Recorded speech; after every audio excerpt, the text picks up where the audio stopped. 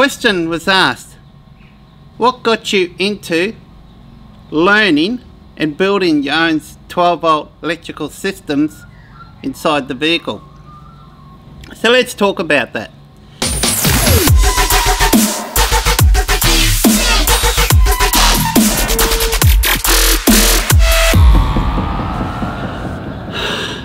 Why I learnt to do 12-volt installs myself.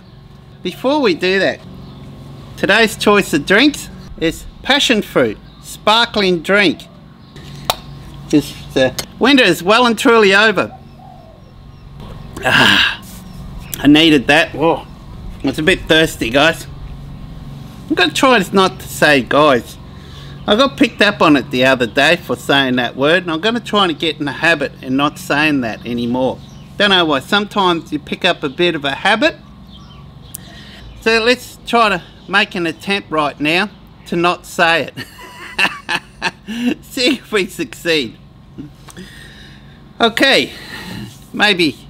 Is it okay if I say okay instead? Okay. Now, as I mentioned, question was asked, what got you into learning and building your own 12-volt electrical systems inside the vehicle? I started building my own 12-volt systems inside my four-wheel drives going back about 6 years ago. It could even be closer to 7 years ago. Cannot believe how time travelled. I mean, this setup I got here will be right at home, no problems at all, in any caravans out there. It'll be better than what most caravans come out with now, particularly those ones from China. Not just caravans, camper trailers as well. My advice, if you're buying a camper van or caravan that's from China, get someone that knows about electronics and check to make sure it's safe. Because to be frank, a lot of these caravans and camper trailers that are coming from China, for what I can see, are very dangerous, the wiring in them. Now, for example, I've seen one camper trailer that had two 120 amp hour AGM batteries connected in parallel, and the cables they're connecting those two batteries in parallel no thicker than my little finger. I reckon they were as thick as a pencil, just a normal pencil. Way too small. As soon as you got any load or you put an inverter on it, even just a small inverter, that's going to overheat. That's a fire potential, very high risk of fire. It's not a matter if it'll happen, it's just a matter of when. And I've got a lot of videos on the 12-volt setup here, and it's 240-volt system. Majority of it is all Victron Energy Gear. I love the Victron Gear. So it's a bit different to Red Arc in some ways. I prefer Victron Gear over Red Arc. If you're starting out afresh and you don't know a lot about 12-volt gear, just by the customer support that you get from Red Arc and the simplicity on some of their system, although in saying that, guys, oh, I cannot believe it, I said it. Oh, that's terrible. But hey, that's not too bad. I've only said it once since I mentioned it before, so let's try not to say it again. Okay. I hope I don't start saying that word okay on a regular basis. At least it's not I think that's worse. Okay. Oh my gosh. What am I doing to myself? Don't say that. It's so easy to get a word just stuck in your mind and then it just comes out without you even thinking about it. I'm not going to say it.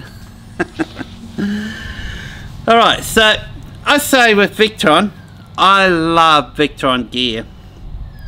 I think their technology is more advanced than what Red Arc is, my personal opinion. Definitely heaps more advanced than what Enerdrive are, which are two big Australian manufacturers, although a lot of their gear is probably still made in China. Although Red Arc, in the case of Red Arc, I believe most of their gear is all made here in Australia. Hence, you do pay big dollars for it, but they do have good customer support. So for a lot of you, I would recommend to go for one of the Red Arc systems. They got their pluses and they got their minuses, but honestly, if you know anything about 12 volt, I suggest to go with the Victron Gear, my choice. It's got so many features on there, particularly the Victron Multiplus, that is just 100% suitable for us campers. It's designed for us. It is designed for us. Now, as you know, I've been camping for a very long time. 5-6 years is when I started looking into running a fridge. Up until then, I was using Eskies with ice in them. Then I got into the angle fridges, and then of course I needed a battery system. I knew nothing, absolutely nothing about 12 volt systems. So I looked into these battery systems that's all built into one, and it wasn't cheap, and it had AGM cells in it. It was 120 amp, really nice, flashy nice box. Had the Anderson plugs on it, they had the cigarette lighter plugs on it, had all the USB ports, it had a DC charger on the top. All I had to do was just run a cable from the starter battery to it. So it's just a matter of a couple of screws, take off the battery terminal, put the positive and negative on, already came with the fuse, the whole works, run the cable through the vehicle, then connect the Anderson plug in, plug it in, away you go. But didn't last long. I had so many problems with that. I went away camping, and it was the start of an Easter weekend. I left Thursday, the day before Good Friday, and I arrived at camp about 12. And I got to camp, and then that afternoon, about 3 or 4, I noticed the battery was really low. And I thought, this is strange, because I had really good 200 watt glass solar panels, and I knew nothing was wrong with them. Other campers came in and started offering help. Someone brought over a Honda generator, so we tried to charge it. It wouldn't charge. So I contacted the company. I don't know, what can I do? You tell me, what can I do? I'm just starting to camp here now, and your battery's not working. It's not charging, it's not doing anything. And he told me, oh well, under those circumstances, just use it. Just use it the best you can and see how you go. I said, but then it says on the fine print that if the battery voltage goes under a certain voltage, it will void the warranty. And he says, well, I know the circumstances, what's happening here, what's the voltage now? And I told him what it was. I think it was only, what, 2 or 3 weeks old. He said, just fine, just use it under the circumstances. I'll make sure this and this occasion it won't void your warranty. We ran the Honda generator for as late as we could, and by about 8 PM that night we had to disconnect it. Well, then I got up in the morning and it was just cut off. There was nothing there. Some of the cells were faulty in this battery, and they were just gone. So there's nothing I would have tried that weekend would have got that thing working. So I had to cut my trip short. So that Friday I went back home. I was very disappointed. We'll put a warranty claim in. I sent it back to him, So they sent it away to this mob where they put it together, and they were based down to Adelaide. And a month had passed and I never heard anything. I did some research and found who the mob is that made these packs. So I found the phone number of these guys, and I rang them up and I said, mate, we can't cover this under warranty. I said, why? I said, you let the voltage got dropped down below 12.2. That voids your warranty. And I said, hey, hang on. And then I told them the situation, what had happened. And I told them I knew that, and I rang the guys where I purchased it from, and they told me, under your circumstances, it's fine. We'll tell them this and make sure. We went through, he got a multimeter and he checked everything, and it was well above, it won't charge, it wouldn't do anything, it wouldn't hold a charge. Ah, he said, okay, let me look into it. So I let it go. Another month passed by. Honestly guys, I think it might even be 2 months. It was absolutely ridiculous. So I rang the mob up and I said to them, guys, what's going on? I haven't heard anything. I need a battery. I want to go camping. I want to use this stuff. Well, actually, I don't know if you remember this, Buck. I told you about it one day, Buck. He knew the manager of this company, and he rang him and personally told him about this situation. He had no idea about this, and thanks to Buck, that got the ball rolling. Within hours after Buck spoke to him, apparently from what I heard, he rang the workers and just ripped fair up him and told him to ring this guy up, do whatever you can, even if he wants, offer him full refund. As soon as they pretty much got off the phone with him, they rang me up and they offered that to me, and they offered me a refund, and I took the refund. But then I thought to myself, wow, there's no way in the world am I going to put myself in a situation like that again.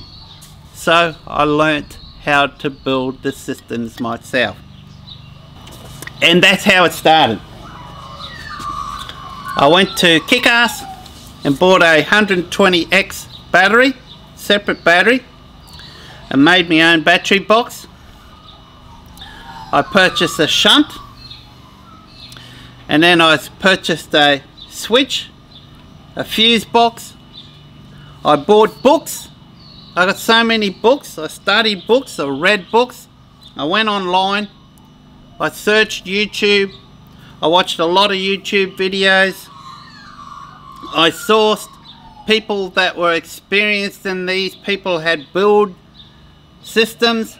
Rob, you could probably even remember at the time, some 4 years ago, where I was walking around at one of the events that I first met you at, and you had your camper trailer, and I was hitting you with all the questions about your electronic, because you built your whole electronics board, the whole works.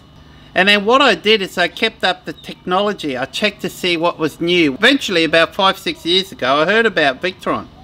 I entered a photographic competition through Australian Direct, Kick-Ass, and I won this competition. It was something like, oh, it was about $1,000 worth of gear I could choose from the Australian Direct. So I remember picking a MPPT EP River 40 amp, I think it's about a 40, yeah, it was a 40 amp MPPT solar regulator, and I still got that solar regulator. It still works to this day, guys. And I also picked up a 700 watt inverter. Well, then I started hearing about the induction cooktops, and a lot of people starting to use induction cooktops. So I thought, wow, these are great, but I didn't ever worry about it. I wasn't paying or looking into it. But then one day I went to the Bundaberg Outdoors camping store on Bourbon Street, the main street in Bundaberg City. I was walking through there and they had this induction cooktop on there, and it was on sale. I think it was about $105 or $110. And I started asking the guy about it, and I thought it looked pretty good. And it had written on it, made for RV. And it had on there different settings. There was a 500 watt setting, there was a 1000 watt setting, there was a 1500 watt setting, and there was an 1800 watt setting. And it said on the box that you could use this on small inverters. So it got me thinking, I upgraded the battery as well. Before that happened, the kick-ass 120X battery was well over 5-6 years old, and I thought it seemed to have been working fine, but I didn't want to risk it anymore. That's when I purchased the lithium, the iTech World. So by the next stage I already had a lithium battery in there. So I bought it, and I went home and I plugged it into 700. Bing, it goes off. It's weird. So I plug it in again, bing, it cuts out. What I mean it cuts out, the inverter couldn't handle it. And I'm thinking, but it's only set on 500 watts. So then I thought, I took it in the house. I've got a watt meter, a separate watt meter that I bought at JCar or whatever. So plugged it in, set on 500 watt, turned it on, bang, 1050 watts. It was drawing 1050. Well, of course, my 700 watt had no chance. No chance. It was inverter that was in the car at the time. It was just a cheap kick-ass one that I won in a competition about 5 years ago at the time. That thing still works now, by the way, to this day. This thing still works. It's amazing. So I thought, I'm going to have to up my inverter. So I started looking around, and at the time, because I had just purchased a lithium battery, I also needed a lithium electric charger. I don't believe it's a good idea to use an AGM charger on a lithium battery. I think that's false advertised. That's wrong. I don't think that's good for your battery. And I don't think it's good for the safety of the battery, particularly if you've got the battery inside the vehicle like I have. And then during my research, I read up about these Multipluses. I thought, wow, that's a good idea. It's got an electric charger, it's got an inverter built into one compact, relatively compact unit. And then I checked all the features like power assist, and all these special phases it goes through for safety. And I thought, wow. So I saved up a little bit of money and purchased one here locally in Bundy. Lucky for me, there's a Victron Distributor, which I'm hopeful very soon to be able to go there and do a film and talk to the guys there and show you around the Victron Distributor and some of the installs that they do. They also install what they sell, they install, and they know their products. And predominantly, mainly Victron Gear that they sell. So if you're ever in the area, make sure you check them out. They're called Solar and Sat. Solar and Sat. And they've got an online store as well, so you can purchase all the gear, the Victron gear, online, and they will ship it to you.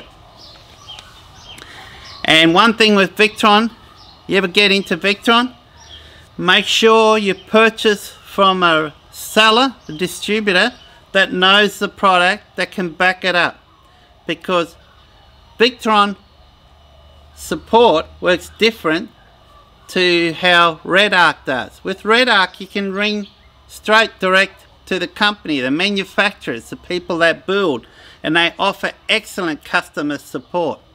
If Victron don't have that choice, Victron, you cannot contact them, although there is a way that you can if you know how to, and it's through the Victron group, forum group.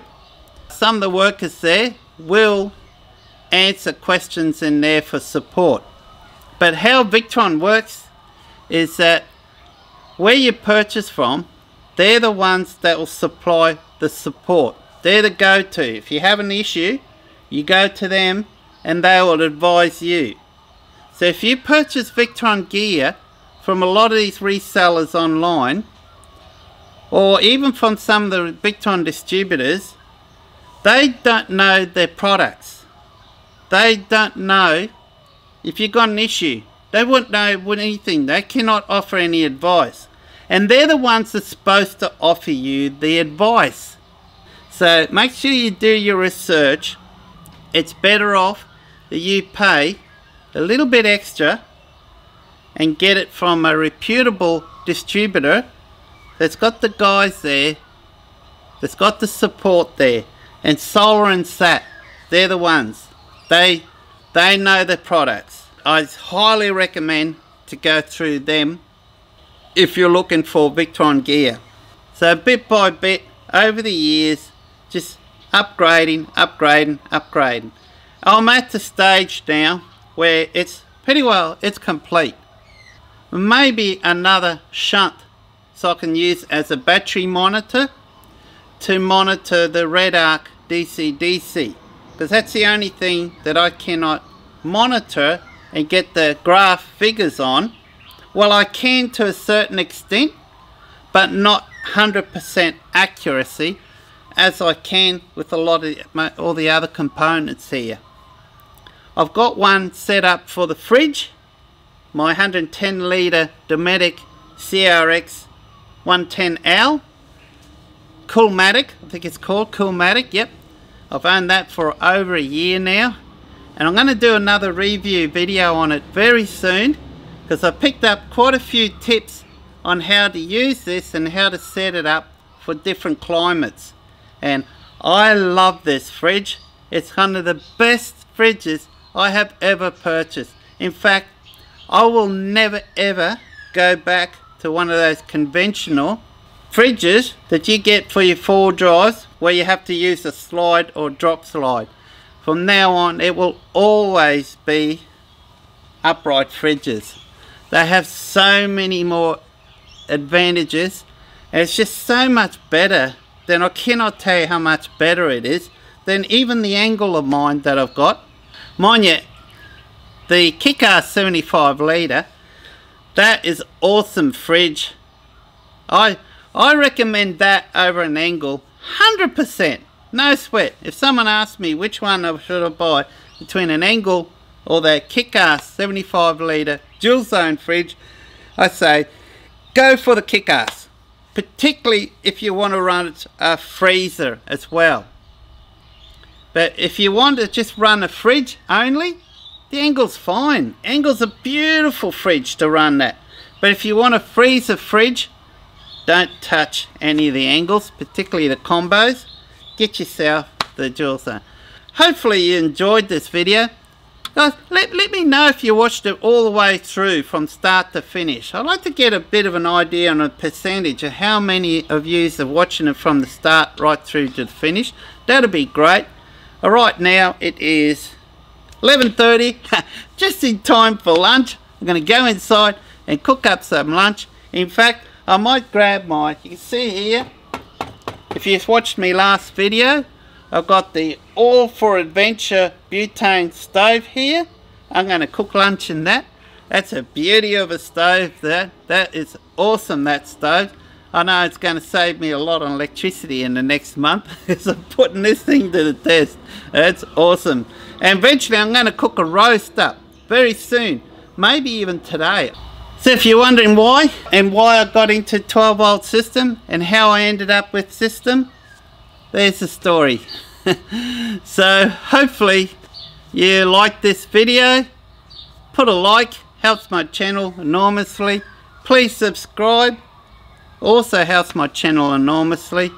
And a tip I'll give you, I know there's a lot of yous out there that are watching my videos, that follow my videos and watch them all. I've met a lot of yous at the Mr. Buckaroony camping event, but you're not able to put a like or even comment on my videos, because to be frank, to do that you have to subscribe to YouTube.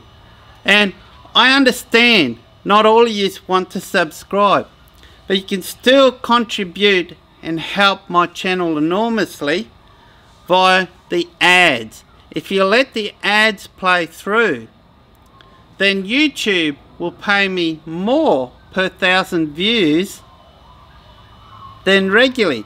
So if you're wondering, a lot of people did ask me, how can I support your channel if I'm not subscribed and I don't want to be subscribed? And I totally understand that. Well, you don't have to subscribe. Just let the ads play through.